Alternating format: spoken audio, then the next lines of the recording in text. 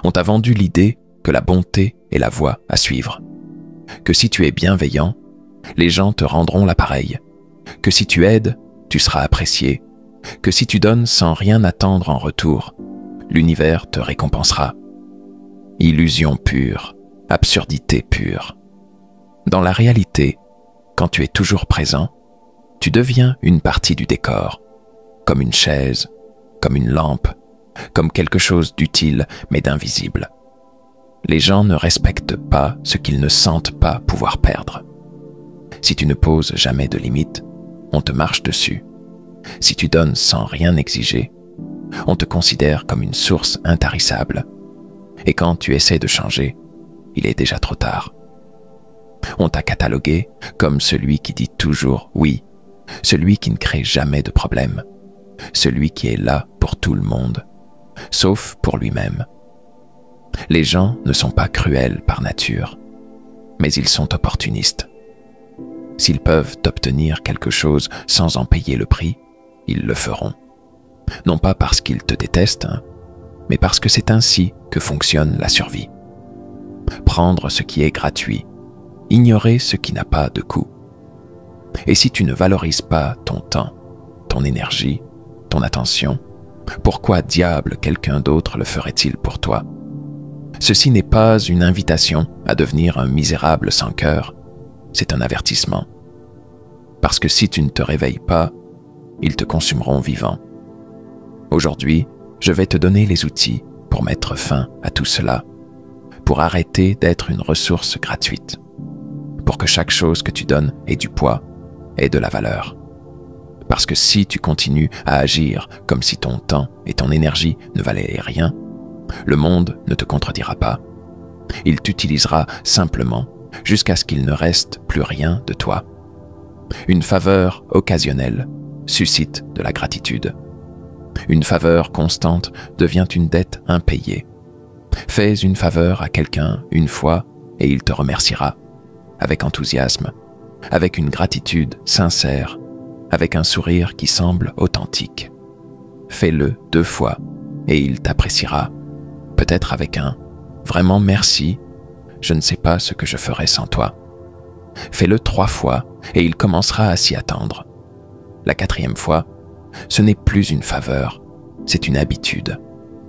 La 5e fois, si tu décides de ne pas le faire, tu seras vu comme quelqu'un d'égoïste ou de changeant.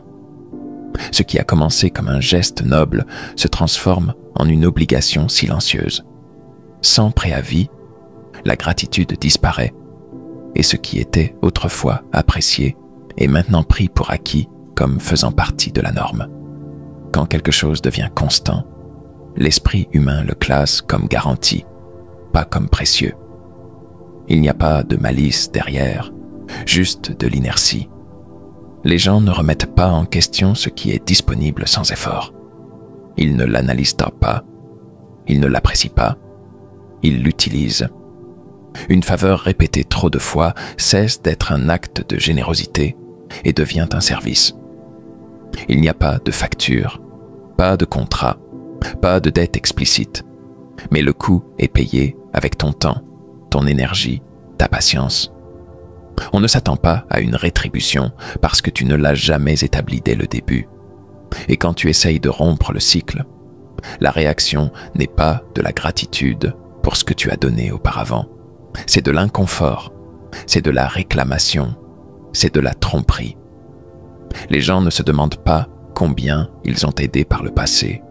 Ils ne ressentent que l'absence dans le présent. Le problème est que le manque de limites crée une perception erronée de disponibilité infinie. Quand quelqu'un s'habitue à recevoir sans restriction, il développe la croyance que cela sera toujours ainsi. Il n'y a pas de mémoire, pas d'équilibre. Il y a seulement de la demande. L'usure ne se remarque pas jusqu'à ce que celui qui donne décide de s'arrêter. C'est alors que la vérité éclate. La générosité incontrôlée n'inspire pas le respect, elle inspire la dépendance. Les stoïciens enseignaient que la générosité n'est vertueuse que lorsqu'elle est consciente et mesurée. Donner sans mesure n'est pas de la noblesse, c'est de l'insouciance. Il ne s'agit pas de devenir indifférent ou de refuser de l'aide, mais d'agir avec intelligence. Une faveur doit être un acte précieux, pas une transaction vide répétée jusqu'à l'épuisement. La générosité mal comprise n'est pas renforcée, elle est affaiblie.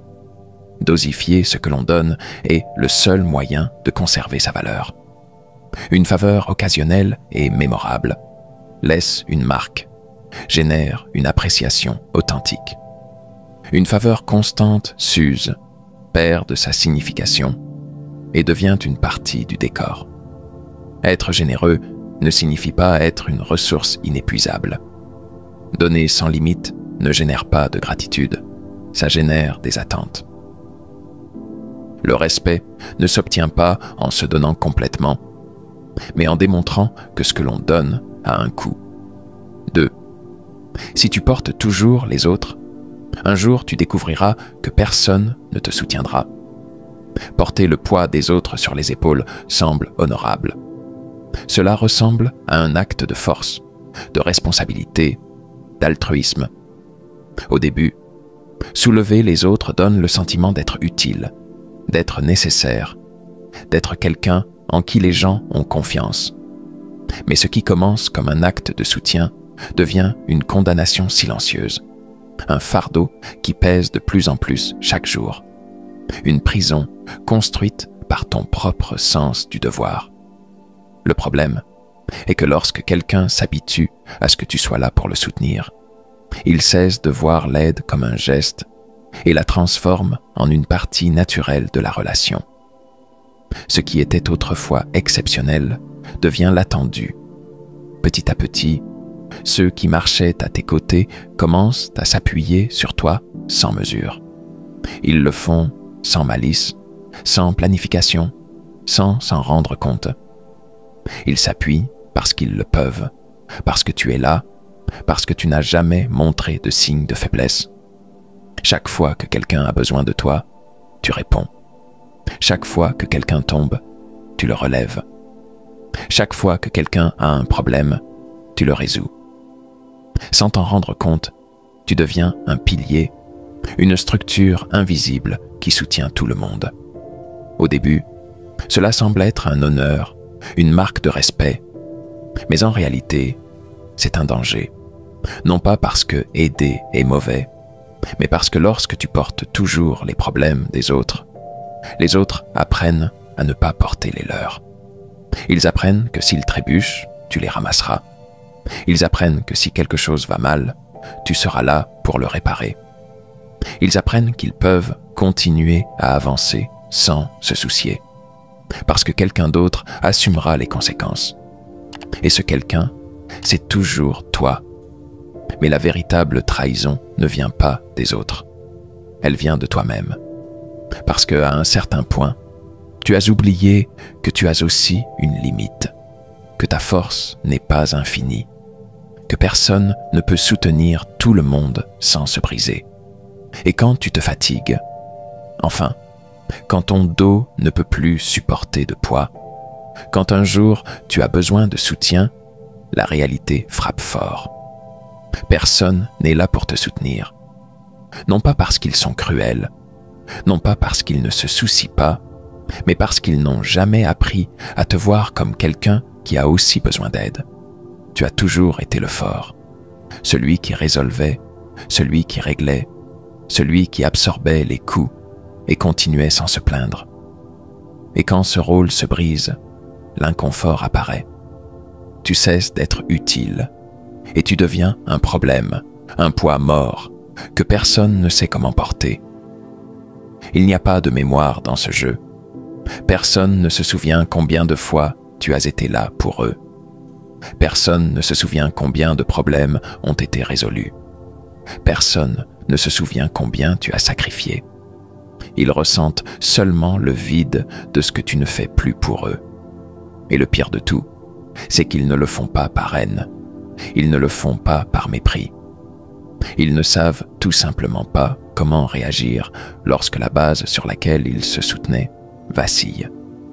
Et c'est là que la réalité frappe le plus fort. Celui qui n'apprend jamais à demander de l'aide, celui qui ne laisse jamais les autres porter une partie du poids, celui qui se sacrifie toujours en silence, finit seul, non pas parce que personne ne l'aime, mais parce que personne ne sait comment le soutenir quand il ne peut plus se soutenir lui-même. Le respect ne s'obtient pas en devenant la base sur laquelle tout le monde repose.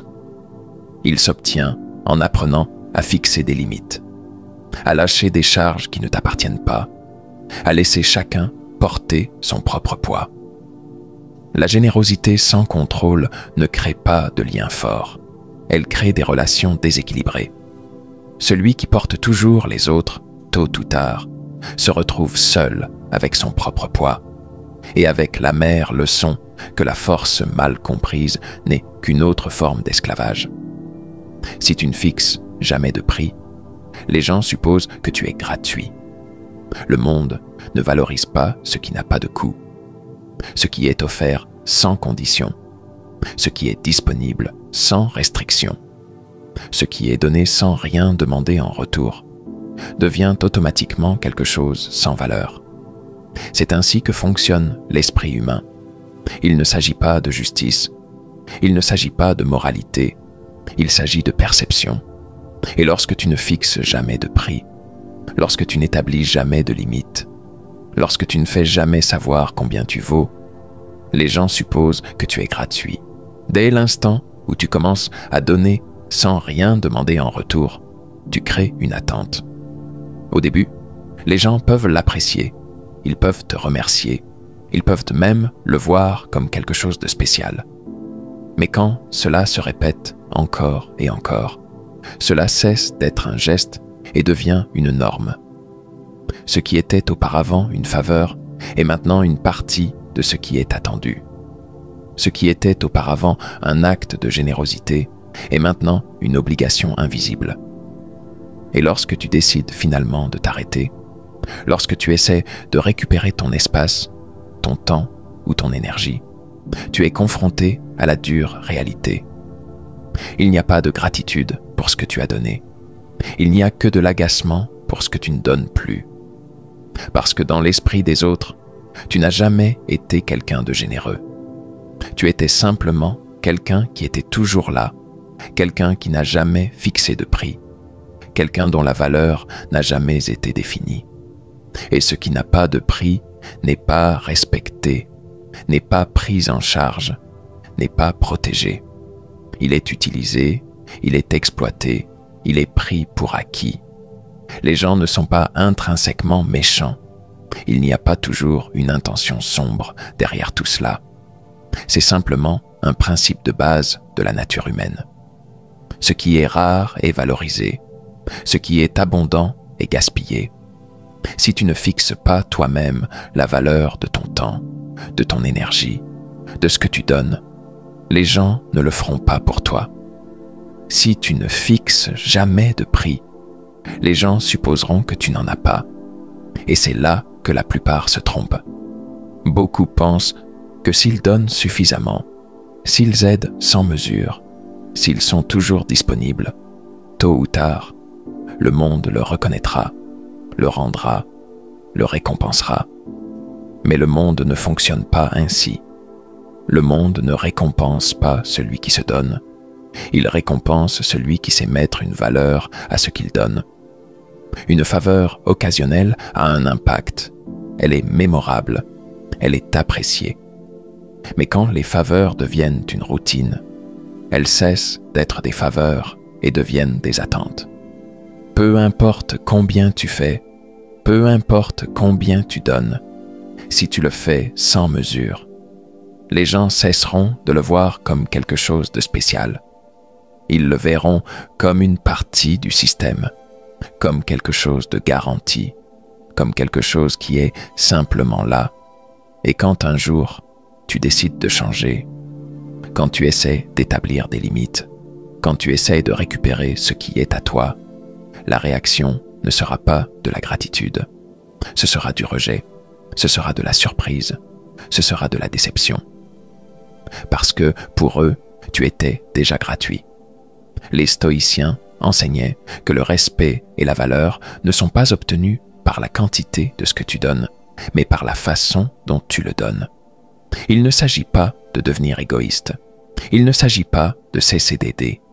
Il ne s'agit pas de refuser de soutenir ceux qui en ont besoin. Il s'agit de comprendre que ce qui ne coûte rien n'a pas de valeur. Il s'agit de comprendre que si tu continues à agir comme si ton temps, ton énergie et ton effort étaient inépuisables, les gens ne le contesteront pas. Ils continueront simplement à le prendre, à l'utiliser, à supposer que tu seras toujours là. Le respect ne vient pas de combien tu donnes, mais de combien tu valorises ce que tu donnes. Et si tu ne le valorises pas, personne d'autre ne le fera. 4e. Être indispensable ne signifie pas être apprécié. Cela signifie qu'on vous exploitera avec un sourire. Être nécessaire peut sembler être un privilège, un statut, une position de pouvoir. L'idée que sans vous, les choses ne fonctionneraient pas, que votre présence est essentielle, que sans votre effort, tout s'effondrerait, peut gonfler votre ego et vous faire sentir important. Mais il y a une vérité inconfortable que peu de gens veulent accepter. Être indispensable ne signifie pas être respecté ni valorisé. Cela signifie seulement qu'on vous utilisera jusqu'à ce que vous ne serviez plus. Lorsque vous devenez essentiel au fonctionnement de quelque chose, que ce soit au travail, dans une relation ou dans un cercle social, vous commencez à remarquer un modèle. Les gens ont besoin de vous, vous cherchent, vous exigent, mais pas pour qui vous êtes, mais pour ce que vous pouvez faire pour eux. Il n'y a pas de gratitude réelle, pas de reconnaissance authentique, seulement une dépendance déguisée en appréciation. Et tant que vous continuerez à remplir votre rôle, à résoudre des problèmes, à assumer des responsabilités qui ne sont pas les vôtres, ils vous souriront, vous appelleront important, vous feront sentir que vous êtes essentiel. Mais le jour où vous vous arrêtez, le jour où vous décidez de fixer une limite, le jour où vous voulez sortir de ce rôle, le masque tombera. Il n'y aura pas de remerciement pour les années d'efforts, pas de reconnaissance pour tout ce que vous avez donné, seulement de la surprise, de l'agacement, de la déception. Parce que vous n'avez jamais été vraiment apprécié, vous avez juste été utile. Et l'utilité n'est pas respectée, elle est consommée. Le problème est que le besoin crée une illusion de sécurité. On nous apprend que si nous sommes indispensables, nous serons intouchables, que personne n'osera nous mettre de côté, que nous aurons toujours une place assurée. Ne pas poser de limites, c'est accepter d'être utilisé. Quand tu ne définis pas de frontières, tu acceptes inconsciemment de devenir un outil, un objet d'usage. C'est l'illusion de la générosité sans prix, l'idée fausse qu'aider et être présent à tout moment crée des liens solides et durables. Mais la vérité est plus crue. Les liens créés par l'absence de limites sont fragiles, car ils reposent sur une dynamique d'exploitation. Les gens n'apprécient pas réellement ce qui est constamment disponible. Ils ne ressentent pas la valeur de ce qu'ils obtiennent sans effort. L'aide illimitée et sans condition devient un acquis, un droit. Peu à peu, tu deviens une ressource et non une personne, car ils ne voient plus ton sacrifice comme quelque chose d'important. Ils ne te voient pas pour ce que tu es, mais pour ce que tu fais pour eux. Et lorsque tu cesses de donner sans réfléchir, l'incompréhension frappe. Pourquoi ne m'a-t-il pas aidé cette fois? Pourquoi refuse-t-il d'être là quand j'en ai besoin? Ces questions sont des réactions à la rupture d'un schéma où tu étais une présence constante. Tu as nourri l'habitude, et maintenant, la dépendance émerge. Mais la question que tu devrais te poser, c'est pourquoi tu as laissé cette dépendance s'installer? Pourquoi as-tu permis aux autres de te considérer comme une ressource illimitée? La réponse réside souvent dans la peur de déplaire, dans l'illusion que pour être aimé ou respecté, il faut toujours être là, toujours répondre présent, sans jamais s'arrêter pour se demander si ce que tu fais a réellement du sens ou s'il te coûte trop. Tu t'es peut-être convaincu que l'amour et le respect se méritent par l'action constante. Mais il ne s'agit pas de faire, il s'agit de savoir quoi et quand faire. Fixer des limites, c'est se donner la dignité de choisir. Lorsque tu apprends à dire non, à dire stop quand il le faut, tu t'offres la possibilité de préserver ta propre valeur. Car si tu ne t'arrêtes jamais, si tu ne prends pas de temps pour toi, tu risques de t'épuiser sans jamais recevoir la reconnaissance que tu mérites. Fixer des limites n'est pas égoïste, c'est nécessaire. C'est une manière d'exiger de toi-même que ce que tu offres ait du sens, que ton temps, ton énergie et ton soutien soient donnés là où ils peuvent être réellement appréciés et non simplement exploités. Les autres apprendront à te respecter lorsque tu apprendras à te respecter. Ils apprendront que tu n'es pas une ressource inépuisable, mais un être humain avec des besoins, des désirs, des limites. Et c'est dans cette reconnaissance que le véritable respect peut émerger. En refusant de poser des limites, tu te condamnes à être ce qui est pris pour acquis. Et une fois que tu es pris pour acquis, tu perds l'une des choses les plus importantes, ton autonomie, ton pouvoir personnel. Car être un pilier, c'est bien, mais être un pilier constamment sollicité, sans jamais se reposer, c'est se retrouver écrasé par les attentes des autres. Il est donc essentiel de redéfinir la générosité. Ce n'est pas un don aveugle, mais un acte réfléchi, une décision consciente de partager ce que tu as lorsque tu le peux, tout en te rappelant que tu as aussi des besoins et des limites à respecter. Quand tu donnes, donne avec discernement. Et surtout, sache quand il est temps de te retirer pour te ressourcer. Ne sois pas une ressource, sois une personne. Merci d'avoir regardé cette vidéo, à bientôt